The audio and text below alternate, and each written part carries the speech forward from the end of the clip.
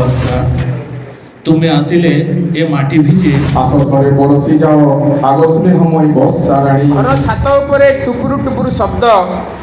हे वर्षा तुम्हें फेरी आस तुम्हें ନୂଆପଡ଼ା ଜିଲ୍ଲାର ସେନାପଲ୍ଲୀର ଗଙ୍ଗାଧର ସାରସ୍ୱତ ସମିତି ଗୋଟେ ଜିଲ୍ଲାର ଏ ଅଞ୍ଚଳର ଗୋଟେ ଅଗ୍ରଣୀ ସାହିତ୍ୟ ସମିତି ଏବଂ ବର୍ଷ ତମାମ ବିଭିନ୍ନ ଆଳରେ ବିଭିନ୍ନ ସମୟରେ ଏଠି ସେ ସାରସ୍ୱତ ସଭା ସବୁ ଆୟୋଜନ କରୁଛି।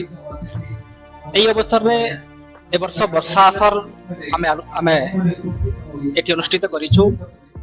ବର୍ଷା ଆସର ଶବ୍ଦର ବର୍ଷା ଶ୍ରାବଣୀ ଏବଂ ଏଠି ମୁଖ୍ୟ ଅତିଥି ଭାବରେ ଉପସ୍ଥିତ ଅଛନ୍ତି ଏ ଅଞ୍ଚଳ ଜଣେ ବିଶିଷ୍ଟ ଶିକ୍ଷାବିତ ମାନନୀୟ ମହେଶ ତିୱାରୀ ମହାଶୟ ଏବଂ ସମ୍ମାନିତ ଅତିଥି ଭାବରେ ଶିକ୍ଷାବିତ ଅଧ୍ୟାପକ ରଜନୀକାନ୍ତ ମେହେର, ଶିକ୍ଷୟତ୍ରୀ କବୟିତ୍ରୀ ବବିତା ମେହେର, ଶିକ୍ଷକ ରମେଶ ମେହେର ଏବଂ ଜଣେ ସମାଜସେବୀ ରାଜେଶ ଅଗ୍ରୱାଲ ଉପସ୍ଥିତ ଅଛନ୍ତି ଏବଂ ଏହି ଅଞ୍ଚଳର ଏବଂ ଅଞ୍ଚଳ ବାହାରର ପ୍ରାୟ 50ରୁ ଉର୍ଦ୍ଧ୍ୱ କବି କବୟିତ୍ରୀ ଆଜି ନିଜର ବର୍ଷା କବିତା ପଠନ କରିଛନ୍ତି। ବହୁତ ସୁନ୍ଦର ଭାବରେ ଏ କାର୍ଯ୍ୟକ୍ରମ ଅନୁଷ୍ଠିତ ହେଉଛି ଏବଂ ଗଙ୍ଗାଧର ସାରସ୍ୱତ ସମିତି କେବଳ ବର୍ଷା ଆସର ନୁହେଁ, ବର୍ଷ ତମାମ ପାଖାପାଖି ପ୍ରାୟ 15ଟି ସାରସ୍ୱତ କାର୍ଯ୍ୟକ୍ରମ ଆୟୋଜନ କରେ। ଆଗାମୀ ରଥଯାତ୍ରା ଅବସରରେ ସେ ଏକ ଆଲୋଚନା ଚକ୍ର ମଧ୍ୟ ଆୟୋଜନ କରିବାର ଗୋଟେ ପ୍ରସ୍ତୁତି ଆରମ୍ଭ କରିଛି ଏବଂ ଗଙ୍ଗାଧର ସାରସ୍ୱତ ସମିତି ତାର ମୁଖ୍ୟ କାର୍ଯ୍ୟକ୍ରମ ଯୋଉଟା ଶ୍ରାବଣ ପୂର୍ଣ୍ଣି ଅବସରରେ ଅନୁଷ୍ଠିତ ହୁଏ ତାହା ହେଉଛି ଗଙ୍ଗାଧର ସଭାକବି ଗଙ୍ଗାଧର ମେହେରଙ୍କର ଜୟନ୍ତୀ ସଭା ଏବଂ ଏ ବର୍ଷ ମଧ୍ୟ ଆମେ ଖୁବ୍ ଧୁମଧାମର ସହିତ ଗୋଟେ ଭବ୍ୟ ଭାବରେ ଏ ଜୟନ୍ତୀ ସଭା ଆୟୋଜନ କରିବୁ ଏ ବିଶ୍ୱାସ ରହିଛି। ଏଥିରେ ଏ ଅଞ୍ଚଳର ସମସ୍ତ ସାହିତ୍ୟିକ ସାହିତ୍ୟ ପ୍ରେମୀଙ୍କର ସବୁବେଳେ ସହଯୋଗ ରହି ଆସିଛି। नमस्कार, मुई शाश्वती होता। मुई छोट बेलू शिशु बेलू कविता लिखुली हेले मोर कविता माने सब लुकाई थी कर रही जाउथिला। मोर डायरी भितरे एका सीमित थी कर रही जाउथिला। हेले वर्षे तले मुई इनु एका मोर कवयित्री रो यात्रा आरंभ करथिली। इने एका पहला करी मुई माइक धरिथिली आरु आजी ठीक वर्षे परे मुई गोटे संयोजिकार गुरु दायित्व बहन कली। इने मिलुथिबा प्रेरणा आरु उत्साह रु बहुत सारा नव प्रतिभा मने आगे आसी पारसन आरु मुई चाहू जे कि आर भी बेसी मोर भलिया नव प्रतिभा मने ई समिति रु आगे बढ़न।